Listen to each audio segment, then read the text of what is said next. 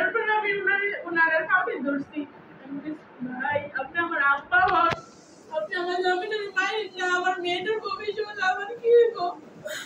তারপরে ওনার বউ বাসিরের ভাইয়ের বউ অনেক মানে 3টা মহিলা কি করছে আমার নিয়ে গেছে।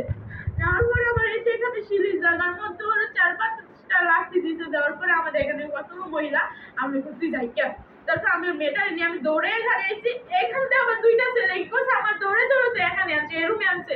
আনার পরে তারপর পুলিশ না অনেকক্ষণ পরে এরা কি করছে আমার নিয়ে লাগিয়ে মানে এখানে আমার কিছু করে নাই। এখানে আমি এখানের কাছে আমি কইতেছি ভাই আমাদের কিছু করিস না। এরা কি করছে এখানে আলমারি ভিতর থেকে আমার জামাই মোটরসাইকেলের টাকা পয়সা আসছিল, এখানে আপনার 4 লাখ টাকা ছিল, আংটি ছিল, তারপর চেন ছিল, ওরা যে এইসব নিয়ে যদি আমারে এরকম ভাবে ভেবে দিতেছে। তারপর পুলিশ কিভাবে জানি আসছে এখানে, আসার পরে তারপরে পুলিশেরও 2টা বাড়ি দিচ্ছে, হেরার কথা মানতেছে না। পুলিশের বাড়িতে আসছে, যাওয়ার পরে হেরা জোর করে নিছে, নেওয়ার পরে আমার এই করে আটকে রাখছে। বাসির সাথে আপনাদের শত্রুতা নেই? এই যে মোবাইল, এই যে এই মোবাইল চুরি ঘটনা কেন?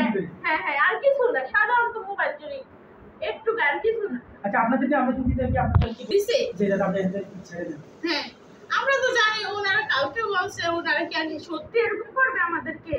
আমরা মনে দাও না যে ওর চাচা হয় এরকম করবে নাকি? আচ্ছা ওরা